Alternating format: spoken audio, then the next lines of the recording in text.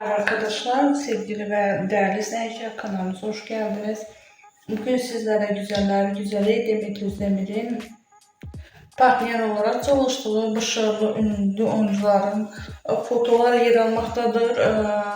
Başarılı ünlü oyuncularımızın birbirinden özel fotoğraflarını görmek istiyorsanız yeni dizi kanalımıza abone olmayı unutmayın. Hoşça kalın arkadaşlar, bizden bu kadar.